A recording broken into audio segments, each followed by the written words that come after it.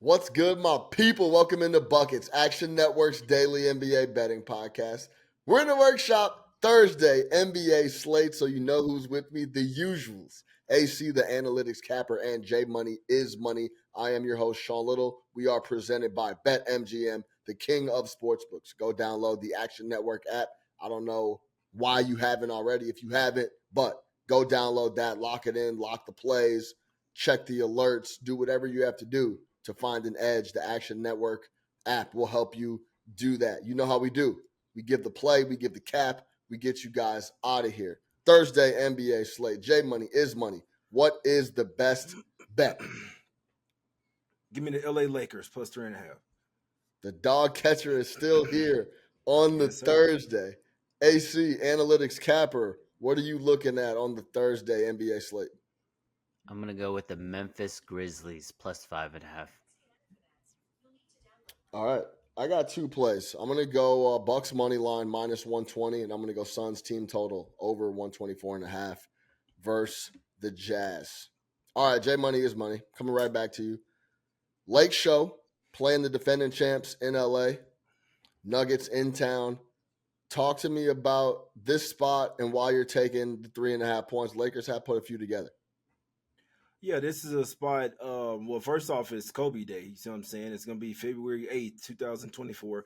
I don't know if you guys knew this, but they are unveiling a Kobe statue there. The motivation is going to be high for this team. I mean, you don't really want to lose. Can they lose the game? It's very possible, but and I'm sure the Nuggets wouldn't mind spoiling it as well. But obviously, the Lakers got swept in the Western Conference Finals, so they still got playoff revenge. They lost the first game of this season, which we knew that the Lakers are an older team, and they just weren't ready for that altitude. But even still, they got down double digits and still came all the way back to make that a single-digit game before losing by 12. I think the Lakers are playing really well right now. They've won 8 of their last 12 games, so they're 8-4 straight up last 12. They're 5-2 in their last 5-2 straight up in their last 7 home games. And I know it's the first game back after a 7-game road trip, but they do have 2 days off, so it's a little bit different when you only have 1 day off, 1 day to fly over. They had a day off, 2 days off, one to rest and recover, and they practiced today. You see what I'm saying? So it's not the exact situation. It's not the best of spots, but huge motivational spot here. Revenge spot, all that shit. I'm on the Lakers plus 3.5. I think they win this game outright. AC, any thoughts on the Lakers getting the 3.5 in this spot against the Nuggets? Nuggets have been starting to put it together, I guess you could say a little bit, but they've been on and off the entire year. What do you think about this spot for the Lakers? I like it. The Nuggets, from a head-to-head perspective, has dominated this matchup, including, Jay mentioned the playoff matchup from last year, game 1 this year, but they've won, I think, 7 of the last 10, including 5 or 6 in a row against this team. But the Lakers are a short underdog, which tells you the books expect it to be competitive. So if Jay's mindset is really good here. Like, he thinks they can win. If they could win, he's going to get 3.5 points as well. The motivation factor is huge with the Kobe Day.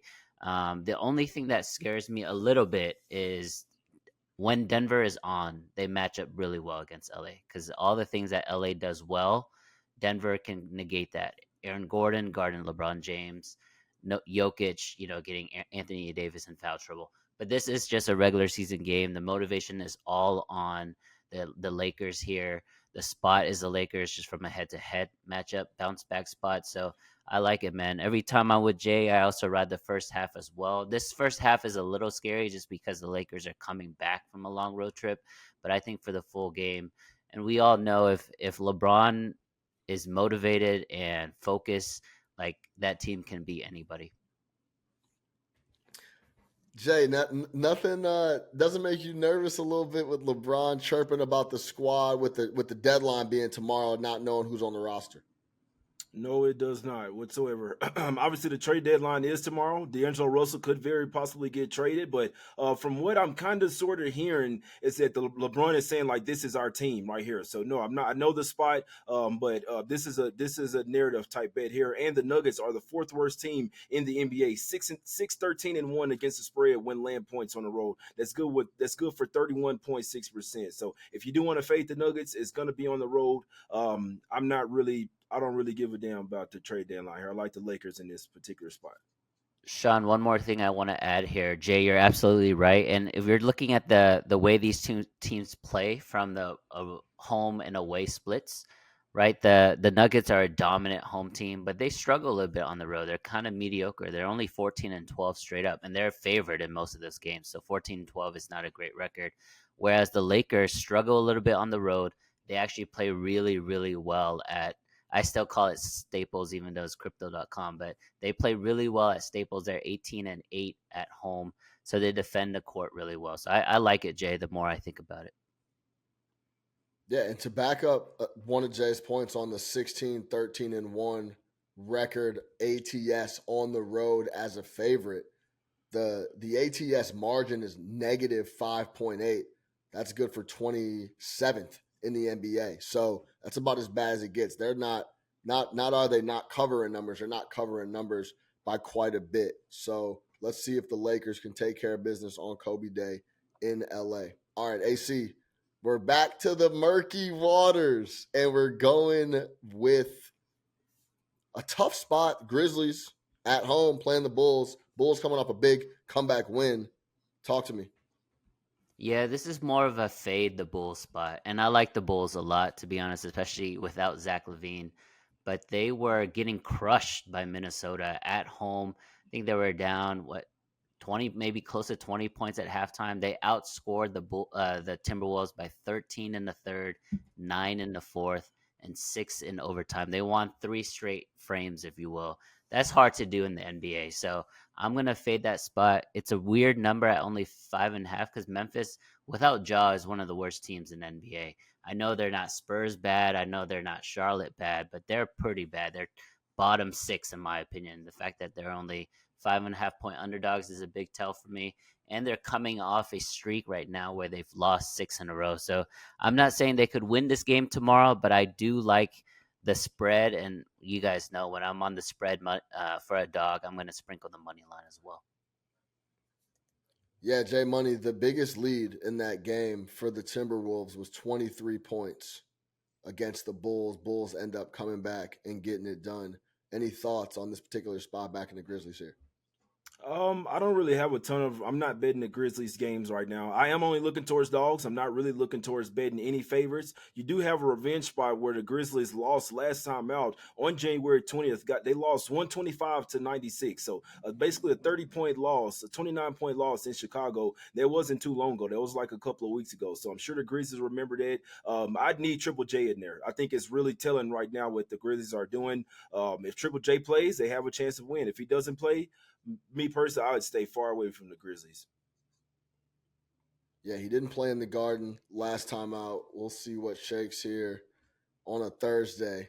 All right, I can't believe I'm going to Milwaukee, but I am going to go to Milwaukee, and I'm going to take the Milwaukee Bucks minus 120 on the money line versus the Minnesota Timberwolves. Now, the story is Doc comes to town. Everybody's laughing. They can't get it done. They're 1-4 since Doc got there. But overall, the defense is starting to get a little better. And if you watch the tape, they're starting to communicate more. They're starting to know what they want to do. Do they want to switch? Do they want to funnel people down to the basket to Lopez? 16th in defensive rating the last 5 games versus 19th the entire year. So that stuff is starting to pick up a little bit. Now, something we weren't counting on when Doc came over was the offense falling off a cliff. But that's exactly what's happened. Last 5 games, 24th in offensive rating, 112.3 points per 100 possession. And Dame is struggling. Let's be real. I think he's getting a little bit of a pass here. He's kind of skating. In January, he shot 38% from the floor, 28% from 3. Clunkers every other night, had a 5 for 18 the other day. So I think the first half was what I was initially looking at, and I didn't want to fade Minnesota coming off that big blowout that when they were blowing out the Bulls and gave that lead up. So I stayed off the first half and I went full game at home with Milwaukee. Coming down the stretch, Minnesota's offense has been atrocious, especially in the fourth quarter. Now, they're 27th or 28th in the NBA in fourth quarter offense overall for the Minnesota Timberwolves. they don't really know what they want to do. I know Ant-Man, the young man, is getting this stuff done, but he's still growing. They're still trying to figure out how they want to close games offensively. And that makes me really skittish on those boys, especially when we come down to the playoffs. Because, fellas, in the playoffs, it's half court. What can you do for me in an actual set? And if you can't close games and put together good offensive possessions, it's going to be tough. So I expect the Minnesota offense to continue to struggle down the stretch, and I believe that this offense will pick up a bit here for Milwaukee. Doc continues to build on that a little bit of defensive foundation that he's laid.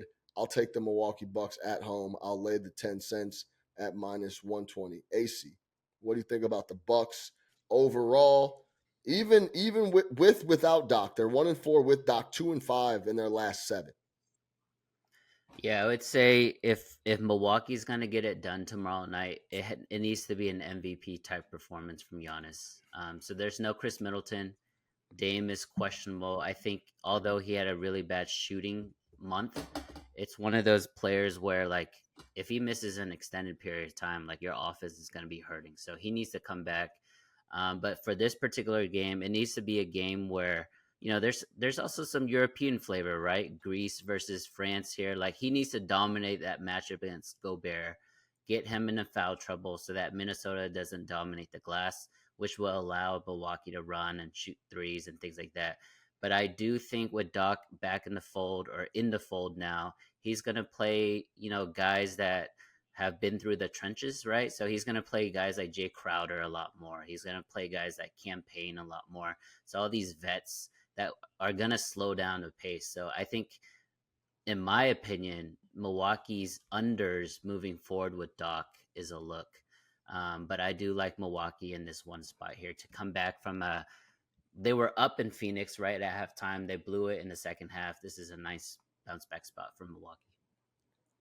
Jay, what do you think of Milwaukee this spot and overall as a squad now with Doc leading the way?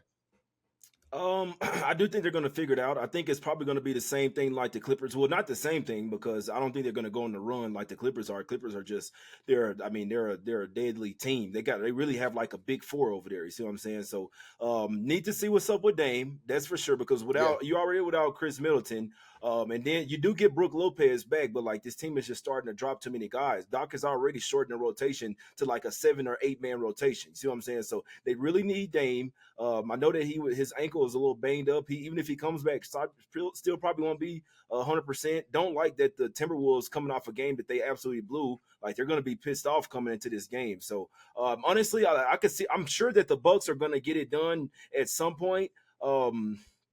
I don't know about this game. I could really see it going either way, to be honest with you. I know that the Wolves are definitely the much better defensive team. The Bucks are probably the more fluent offensive team, especially if Dame is in there. So I can make an argument for both sides, and I stay off those games every time. Yeah, I would wait until we get some more info on Dame. The numbers shouldn't move too much, if anything, but I do like Milwaukee to get it done in this spot. All right, I'm going to also go to Phoenix. I'm going to take the team total over 124.5 minus 110 on the Phoenix Suns team total against the Utah Jazz. This is flat out a team that's rolling versus a team that gives up a lot of points in bundles in the Utah Jazz. So I'm going to back the home team. Jazz, completely different team when they get away from Utah. Last 7 road games, allowing 127.3 points per game. That's 29th in the NBA. Last 10 games, dead last in NBA defensive rating, 30th. The Suns, on the flip side, are really putting it together on the offensive end in that same 10-game span, top 3 in offensive rating. Now, Beal is questionable on the report. I would love to see him either way. The Phoenix Suns don't shoot it really well from 3. That's not where they get a lot of their buckets, but Grayson Allen does, and that's where he's going to be able to produce against a really weak perimeter defensive team in the Utah Jazz. They give up tons of threes. I like this spot for Phoenix to put up a lot of points. I'll take 125 plus on the team total for the Phoenix Suns. J Money is money. You told us a little bit ago the Suns were going to start to put it together, and you were dead on. They are starting to roll a little bit. Any thoughts here on this matchup? The number is 7.5, depending on where you're looking. I also seen it as low as 6.5. I was leaning that number, but I went with the team total anyway.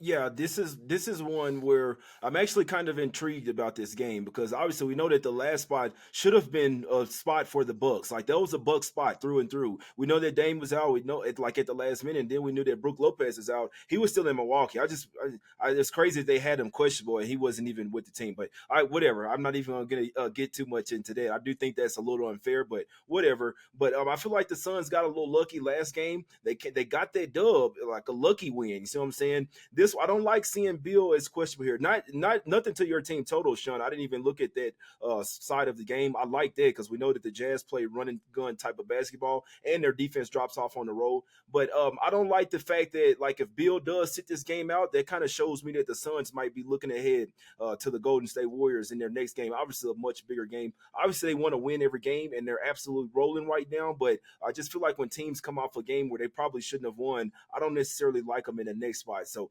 that's not saying they can't get over their team total over, but if Bill does sit, that kind of tells me that the Suns are somewhat kind of in the look ahead spot here, which is already not the greatest of spots as well. But they still got Booker, still got KD. The Jazz are going to play an over type of game, but that team can be scrappy as well. But we also never know what's going to happen at the trade deadline as well. I want to let all the bettors know that on trade deadline day, I would not talk you off until waiting after that 3 p.m. Eastern deadline. You know what I'm saying? Where teams know exactly who they're going to be. You never know, a big piece might get traded. The Jazz just traded away one of their starting guys today, Fontecchio. So you never know. It could be Kelly Olynyk, anybody. But I'd actually small lean towards the Jazz here, plus the points.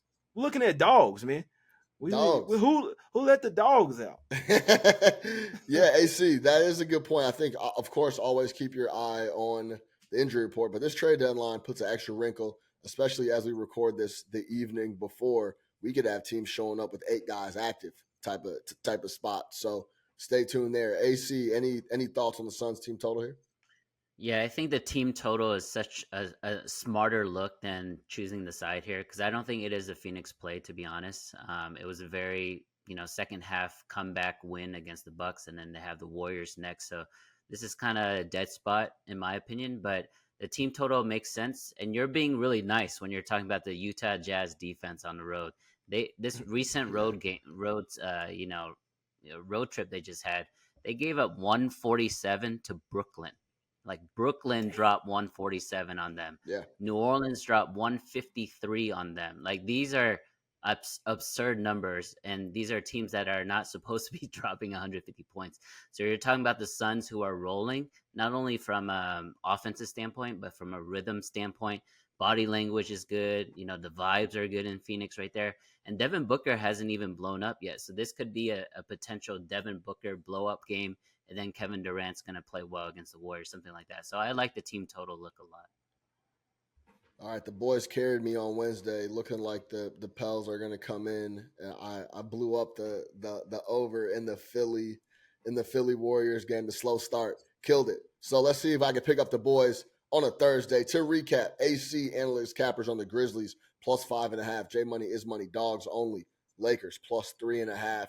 I'm on the Bucks money line minus 120. Suns team total over 124.5. For J Money is money. For AC analytics capper, I am your host, Sean Little. We are presented by BetMGM, the king of sportsbooks. Go download the Action Network app if you haven't already. But until next time, get buckets, baby. Let's cash.